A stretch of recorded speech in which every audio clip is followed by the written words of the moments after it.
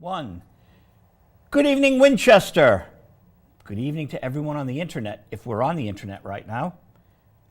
Welcome to Visual Radio Live.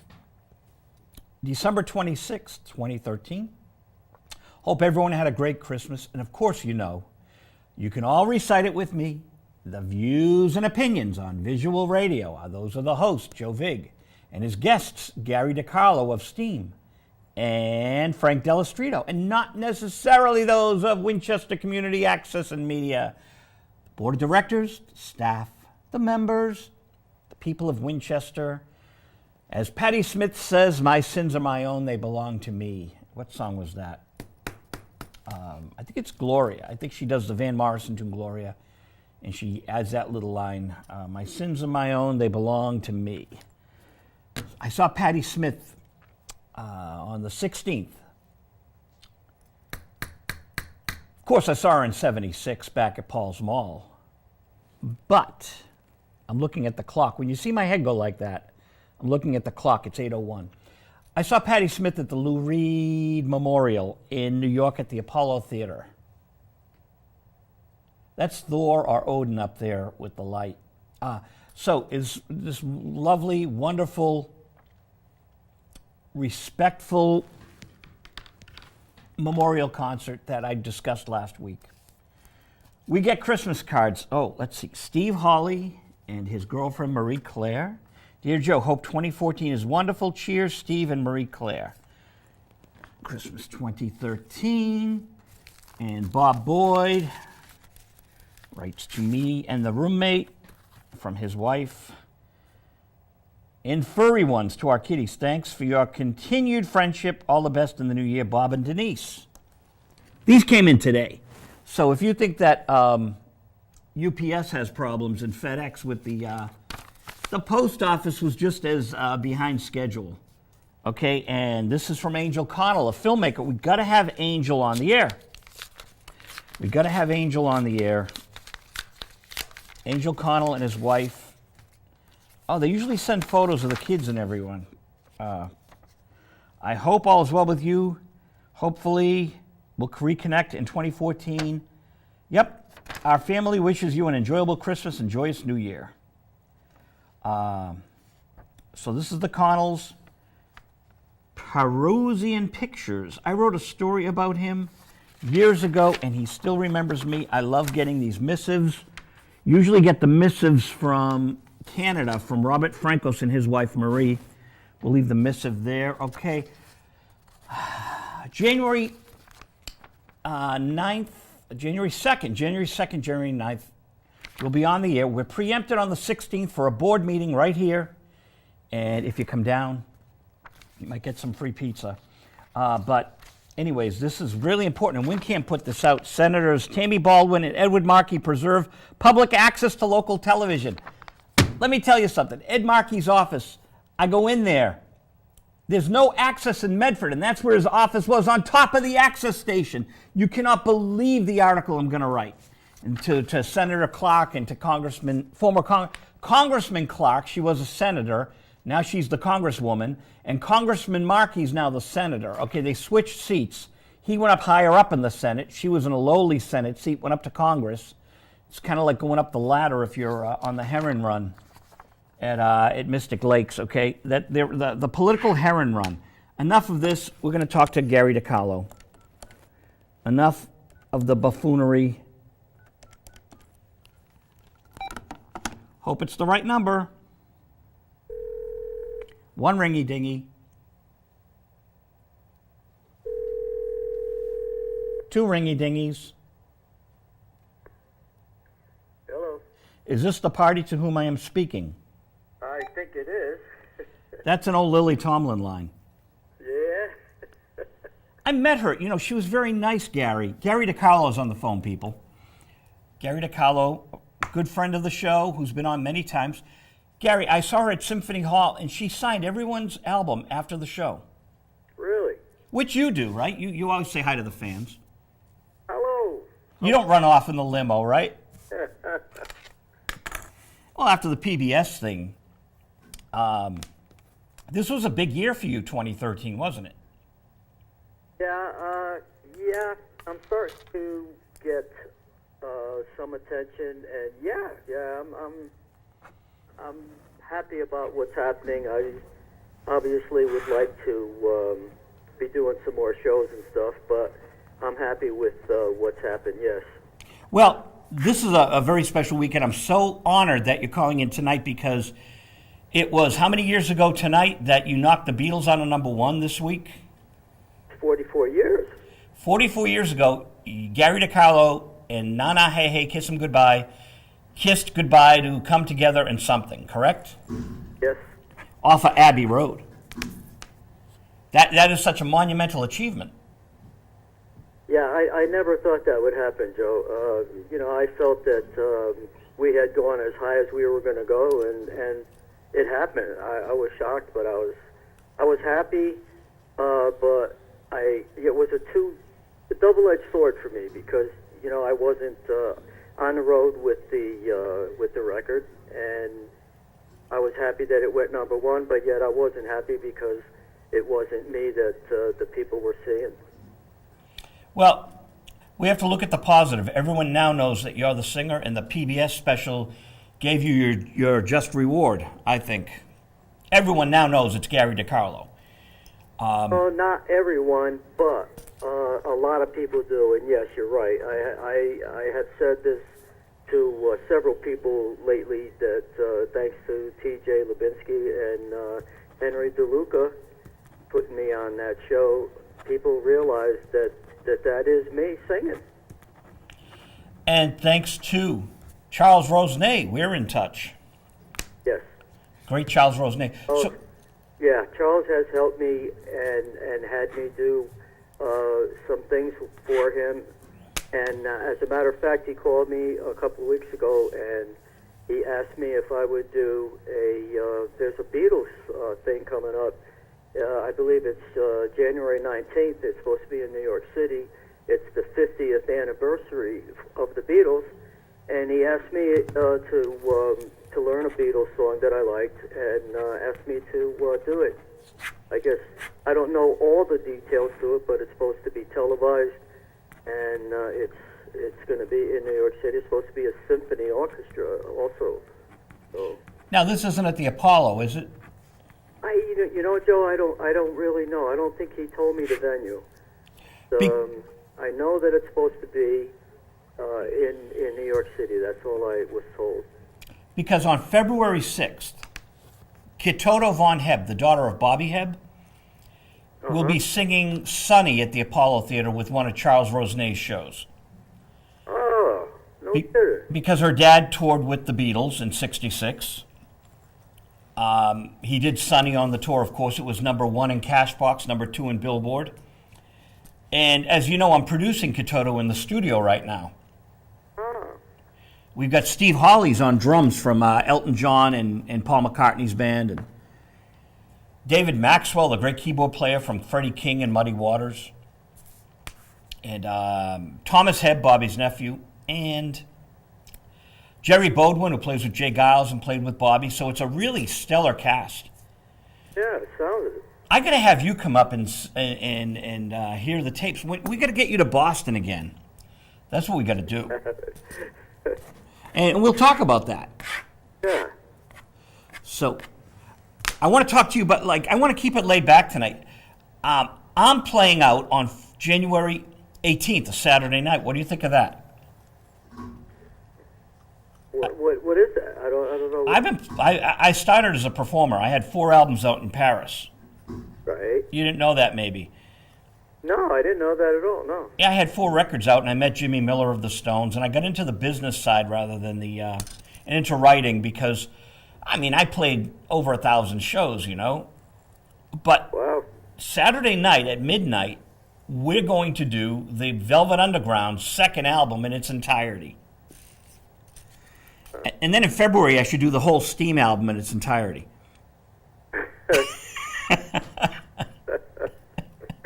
Yeah, I don't know. I don't know about the Steam album. All right, I'll stick with the Velvet Underground.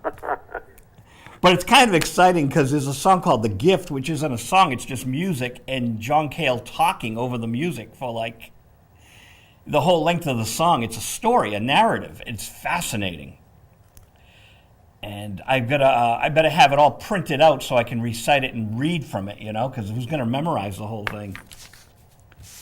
It ought to be fun. And, you're always welcome to come up here. We'll have to get you a Learjet to come up to all these shows. Yeah, absolutely. But I did want to talk about your Ohio show. Yeah, I did it was a benefit for Sonny Geraci. Oh, yeah. Yeah, from obviously from the Outsiders, and quite a few people showed up. It was a great weekend, Joe. I tell you, everybody came there and sang their heart out, man, for Sonny, and everything was donated to Sonny and his family. Things were sold there. We were signing shirts and guitars, and it was a lot of fun. I met a lot of nice people, and I'm just happy that it turned out well. Sonny they brought him in, and he saw us, and we sang "Time Won't Let Me." Everybody that was in the show was on the stage, and he was just sitting there, and man, you could see he was really excited about it. He was in another band too. Yeah, Climax. Precious and Few. Yes. I believe I've seen him in concert here in Boston. Yeah, very talented. He sang well, and he was very good on stage too. Dennis Stefano too.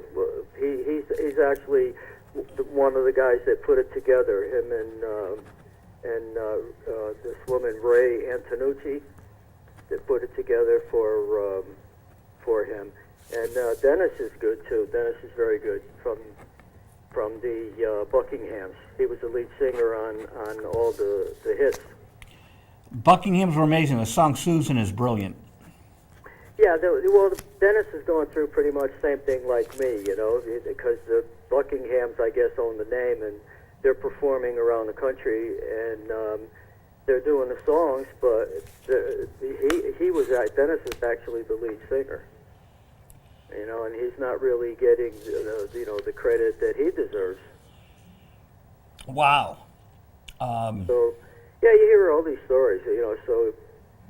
Well, Time Won't Let Me. How about Time Has Come Today? The Chambers Brothers, I guess they didn't get their royalties on the recordings. Really? I'm reading that on my Facebook. They had one of the guys. It is so difficult, this industry. People don't realize it isn't all millions of dollars in limos. Oh no, absolutely not. They see you on stage, and they don't realize the amount of rehearsing and buggy lugging and the traveling and just a whole lot of stuff that goes into it before you get on that stage. But if you love it, you do it. Now, do you remember the Jean-Claude Van Damme movie Time Cop? Yes, yeah, I do. Yes. So at the end of it is Time Won't Let Me, appropriately enough. Uh-huh. But it doesn't sound like Sonny Geraci to me singing. I wonder if they redid it for the movie. Yeah, that's very possible. I don't know. I never really paid attention to that. Yeah, because it comes on and it's like, oh, gee, why didn't they use the original record? But I'm hoping it's Sonny. Now, in Generations, the Star Trek movie... Yeah. No, I'm sorry. It's not Generations. It's, maybe it is Generations. It's the Star Trek The Next Generation. As they're going up in the spacecraft with the founder of Light Warp Speed, they do Magic Carpet Ride, and it's John Kay, but it's not the original Steppenwolf recording. You can tell it's John Kay's voice. It's definitely a new recording. I guess for the movies, they want upgraded sound. I'm sorry, the original's still the greatest. Nana Hey Hey Kiss 'Em Goodbye is a classic song. Yeah, when you did a new version which breathes new life into it, but you didn't copy the original. Yeah, I'm getting very, very good response from it, Joe. A lot of people, it's being played on a lot of oldie stations, and what they're doing is they're playing the old one, and and they're playing the new one, and people are responding and saying that they pretty much like them equally. They realize that I'm not trying to replace the old one. That was not my mission. I wanted to just bring it out into a different flavor and involve like the dance people and stuff. People that like to get on a dance floor and have a good time. I have some homework for you for the new year. What? Here's my idea for your new single. If you go into the film commissions in different states, like the Massachusetts Film Bureau, Yeah. Connecticut must have one, you can find people making movies, and you should pitch them that you got a brand new, modern version of Na Na Hey Hey, and see if you can get it in some films. Oh, that's a good idea. Because a lot of people don't know about these film bureaus, but what they do is they bring movies into the States. And of course, if you can get a movie into Boston instead of Canada, where in Canada the tax rates are real low to be attractive to the filmmakers, Yeah. they of course make better tax credits to keep it in Boston or Connecticut. So you want to look up Connecticut Film Bureau or talk to Charles down there and see about it.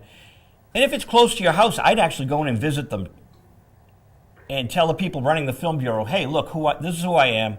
I was on PBS. Here's a new version that's perfect for the current films because it's got a modern sound. And that's the pitch. Yeah. They've made several movies here in the past few years. In Bridgeport, Danbury, Stamford, Greenwich.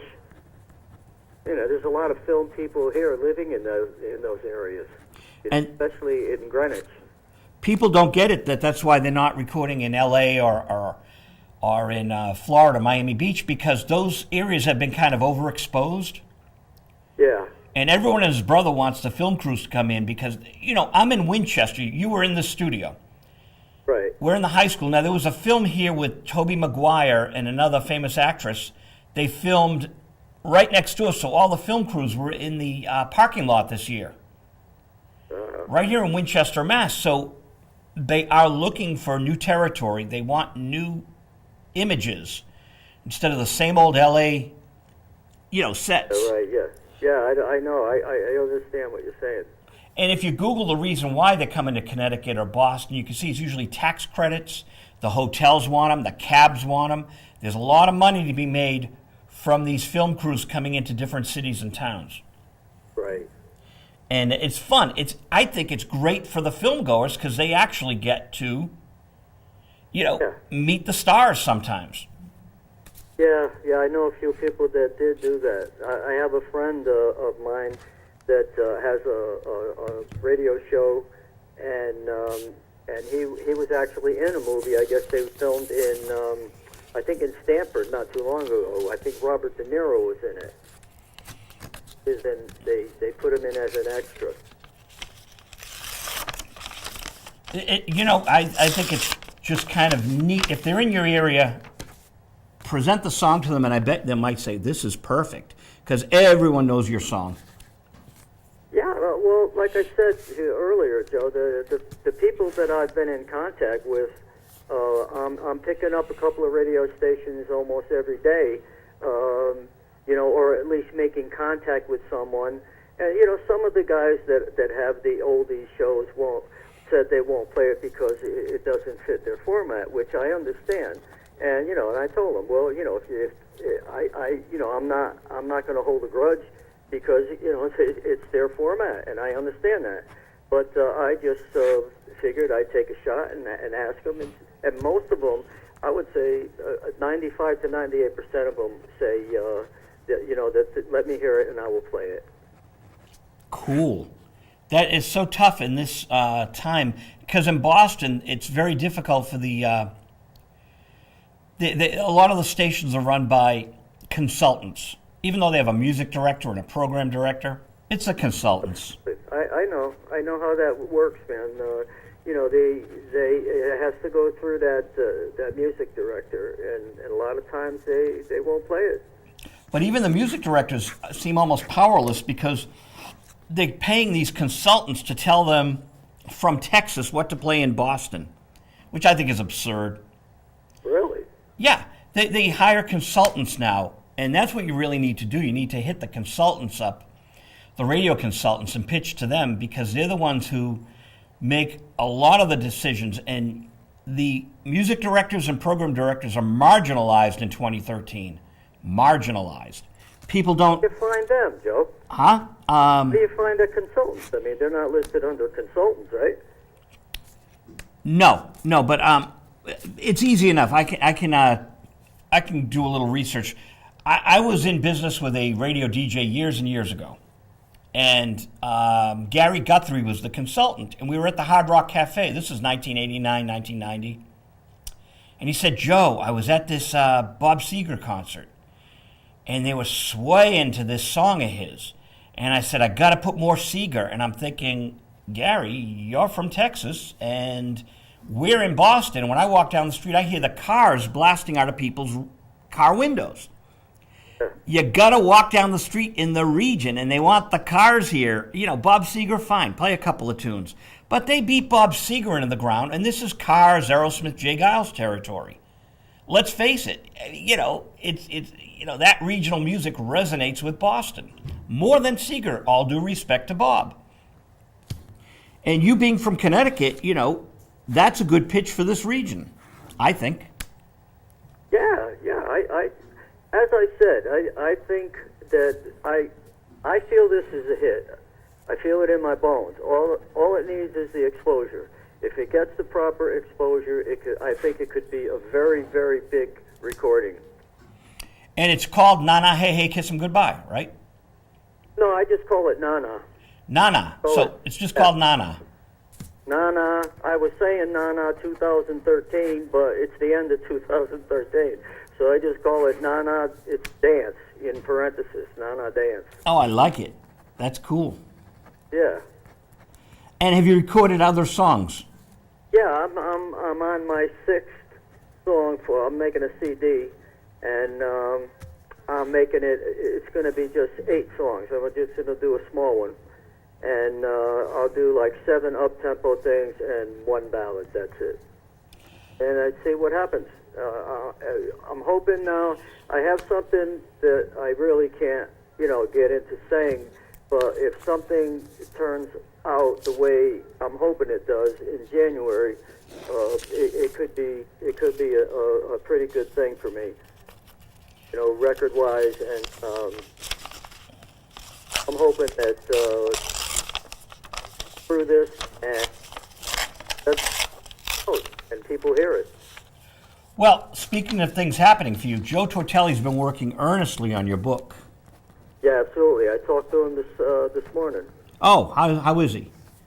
He's good. He said that he's waiting. I guess he's going to have to buy a new tower. I guess for the computer because he spoke to the fellow and he said it wasn't worth fixing it because he could basically get a new one, just a tower, because he has the rest of the stuff that he needs. I've been sending him Micro Center stuff. Micro Center up here is wonderful. Do you have one down there? No. Well, we're nonprofit, so I'm not going to endorse anyone. So forget that I said that. But I'll talk to you offline. There are great places to find computers, and he's got to get his computer active because he's working on your book. So. Hey. Yeah, I gave him the information that he wanted to. He asked about the address to the house and about the movie theaters and, a few other things. And I gave him my number and stuff, and he said, if he ever wants to call me, ask me anything, just give me a call. So the recordings, who are you recording with? I'm recording at my bass player's house. My bass player has a studio in his house. And they're coming out good. And now what I'm doing is I'm mastering them at another recording studio here in Shelton, which is Long Hill Recording. And this guy Paul is very good, man, in the studio. Paul Opelak. He's got good ears and he's good on the board, and it's coming along well. Now, is it you and your bass player? Or do you bring people in? No, my bass player and my guitar player and me, that's it. for right now. I have a drummer, and I also have a keyboard player. Wow. Sounds like fun. Now, you didn't bring them out to Ohio, though, right? No, they just flew me out. It's too expensive, for them to bring the band out with me. So they just wanted to keep the expense down. And I worked with the house band, whatever band they put together for me. It was great, though, Joe. I had like 5 horns behind me, and a good, solid rhythm section. The one drummer on Friday night, let's see, he used to work with, who did he work with? One drummer, I think Saturday night, worked with the Eagles. The other one worked with, I'll get it sooner or later. I can't remember. Big people. The Eagles and somebody else very big. I don't know. I don't remember. And you played somewhere other than Ohio recently. Where was that? Yeah, the month before that, I was in Jackson, Tennessee. Again, for this fella, Jerry Hunt. He has a large radio station down there, and he puts on like 2 shows a year. And I went down there. We had a great time there too. Ron Dante was on the show. Billy Joe Royal. It was a good time. I love Ron Dante. I love Ron Dante. Yeah, Ron Dante's a good guy, man. He puts on a nice show too, and he's doing very well for himself. Now he does his Archie's hit, and he does his Love Grows Where Rosemary Goes, right? Yeah, But he doesn't do a Barry Manilow medley, does he? No, not at all. No. He produced a lot of Barry Manilow. No, I know that. Yeah, so that song Mandy, Scott English, Richard Kerr, what a song. Absolutely. And it was Brandy originally. The name Kyle Vincent that did Mandy, and I guess he has done it at a lot of shows, and he does it well too. Ron Dante does? No, Kyle Vincent. I don't know him. No, we met. Matter of fact, I flew down with him, and we hung out together, and then we flew back. So I got to know him. He was in the Philippines, I guess, not too long ago when they had that typhoon. Yeah. Yeah, he was in the Philippines, and they were putting a show together in Los Angeles for the all the people, with all the devastation there. And I guess they had a problem with ticket sales, so they postponed it now. And I guess it'll be maybe in the summer again.